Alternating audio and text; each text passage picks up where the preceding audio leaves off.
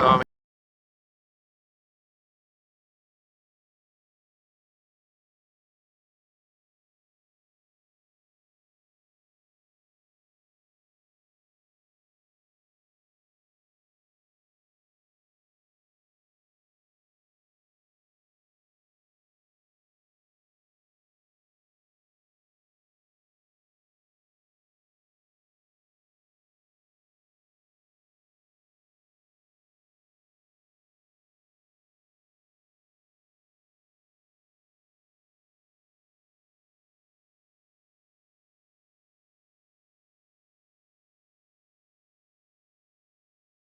really do want to stay ahead of winter in the north, having had my experience on the Appalachian Trail with hiking in winter without really good gear.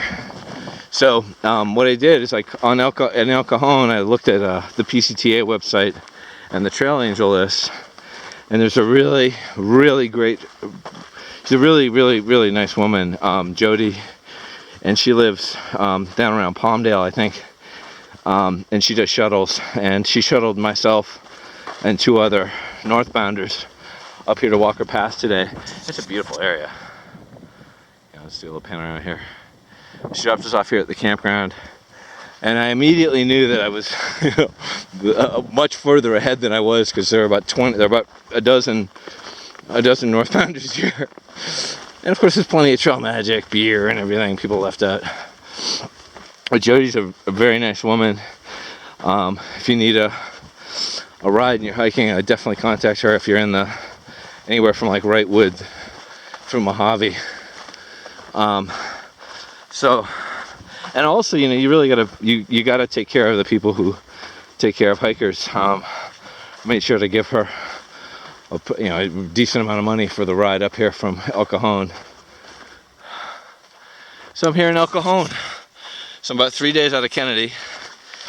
Then when I finish, I got to come back here to Walker Pass, which I fully intend on doing. Yeah. So I'm going to try to get about 8 or 9 miles out today. It's about 3 o'clock. And we'll just take it from there, you know. So a lot more hikers around, that's for sure. You know, I was definitely sort of in the back when I was down at El Cajon. Now I'm sort of probably up in the middle, or ahead, or, you know, significantly ahead. I mean, I moved 300 miles in a day, which, you know, this sort of goes against, I'm not a purist, but there's something I like intrinsically about hiking from one end of a trail to another.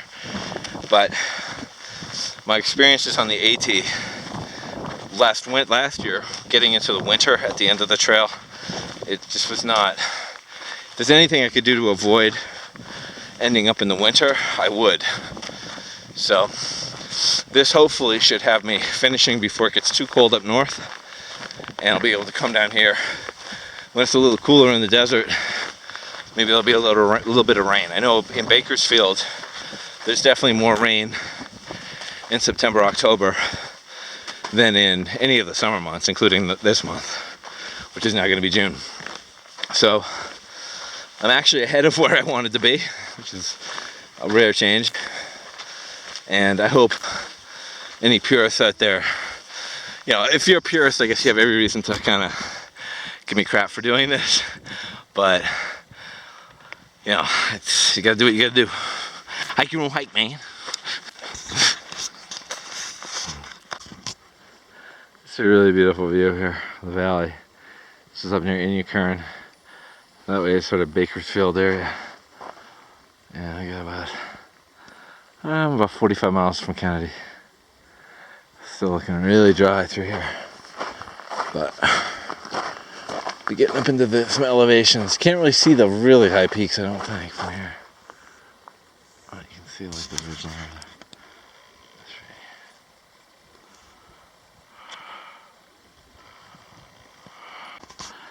So coming around the mountain here from Walker Pass, down here is, I think, Inyakern.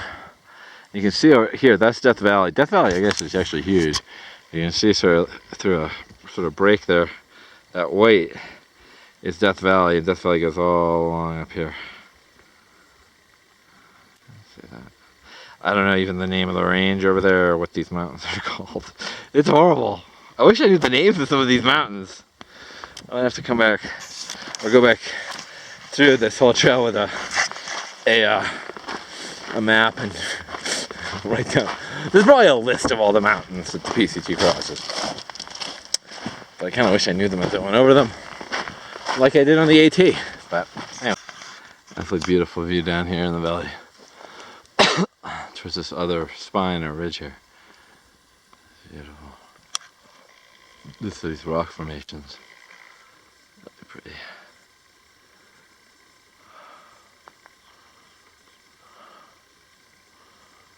So pretty. Just the contrast and the color. So pretty. Catching the alpine glow here. Oh, it's so pretty. The tail end of the sunset. First crickets on the PCT, or wherever they are, locusts. These are crickets. Hope they're crickets.